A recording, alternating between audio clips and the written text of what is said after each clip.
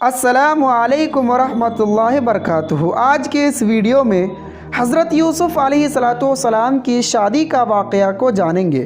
Video کو شروع کرنے سے پہلے ایک ریکویسٹ کہ ویڈیو کو لائک کر کے شیئر کر دیجئے، چینل میں پہلی بار آئے ہیں تو اسے سبسکرائب کر لیجئے۔ دوستو، حضرت یوسف علیہ السلام کی شادی کا واقعہ اس طرح سے ہے کہ یوسف علیہ السلام کی شادی زلیخا کے ساتھ ہوئی تھی یا نہیں۔ اگرچہ قرآن و حدیث میں اس بات کا بالکل اشارہ نہیں ہے صراحتاً کہ ان دونوں کی شادی ہوئی تھی، لیکن بعض مفسرین اور اسرائیلی روایات سے نقل کی ہے کہ جن سے معلوم ہوتا ہے کہ عزیز مصر کی وفات کے بعد زلیخا کی شادی سیدنا یوسف علیہ السلام سے ہو گئی تھی، اور ان کے یہاں 2 بیٹے بھی پیدا ہوئے تھے۔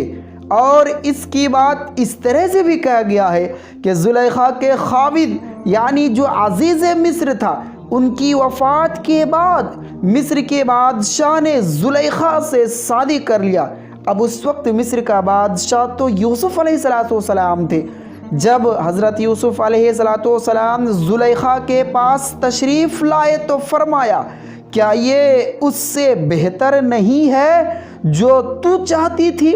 وہ کہنے لگی، اے سچے یوسف علیہ السلام، مجھے ملامت نہ کرے، میں حسین و جمیل نازوں میں پلی عورت تھی جیسا کہ آپ دیکھ رہے ہیں، اور میرا خاوند عورتوں کے پاس نہیں آتا تھا، نامرد تھا، جیسا کہ اللہ نے آپ کو حسن دیا ہے، خوبصورت بنایا ہے، حسین و جمیل آپ کے پاس چہرہ ہے۔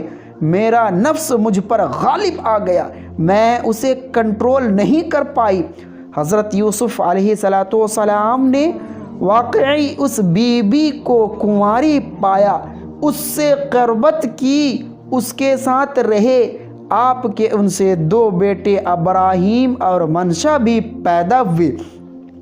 اسی طرح سے حضرت یوسف علیہ السلام حد درجہ حسین و جمیل تھے۔ جب اس بیوی نے حضرت یوسف علیہ السلام کو دیکھا تو آس لگا بیٹھی، امید لگا بیٹھی۔ یہ بھی کہا جاتا ہے کہ اس کا خاوند نامرد تھا، جس وجہ سے زلیخا بالکل کنواری تھی۔ اور یہ بھی کہا گیا ہے کہ جب اس کا شوہر فوت ہوا، عزیز مصر فوت ہو گیا، تو بادشاہ نے حضرت یوسف علیہ السلام کی شادی عزیز مصر کی بیوی زلیخا سے کروا دی، اور یوسف علیہ السلام نے ان کو کنواری پایا کیونکہ ان کا شوہر عورتوں کی طرف نہیں آتا تھا۔ پس زلیخا نے حضرت یوسف علیہ السلام کے 2 بچوں کو جنم دیا، اور وہ دونوں ابراہیم اور منشا ہیں۔ دوستو، زلیخا کا خاوند مر گیا اور اس کی بیوی زلیخا زندہ رہی۔ ایک دن وہ سرے راہ بیٹھی تھی کہ یوسف علیہ السلام کا اپنے خدام و حشم کے ساتھ اس پر گزر ہوا۔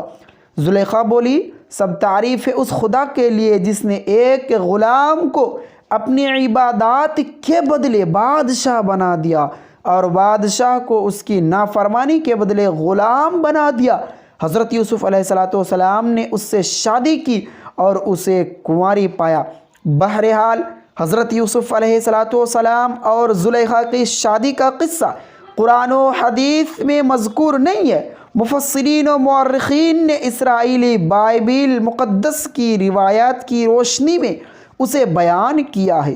کوئی شخص اس کی تصدیق کرنا چاہے تو فواہا اچھی بات ہے، کوئی اختلاف رکھے تو اس روایت و بیان سے اختلاف کیا جا سکتا ہے۔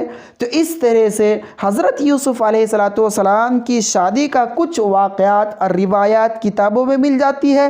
اس کے علاوہ بھی حضرت یوسف علیہ السلام کی بھی شادیاں ہوئی تھی، جس سے معلوم ہوتا ہے کہ حضرت یوسف علیہ السلام نے جو شادی فرمایا تھا ان سے کچھ بچے بھی تھے۔ دوستو، آج کا یہ ویڈیو اچھا لگا تو اسے ضرور آپ لائک کر کے شیئر کر دیجئے، کمنٹ میں ضرور بتائیے، اور چینل کو ضرور سبسکرائب کر لیجئے، اس لیے کہ اس میں صرف اور صرف اسلامک ویڈیوز اور واقعات ڈالتے رہتا ہوں۔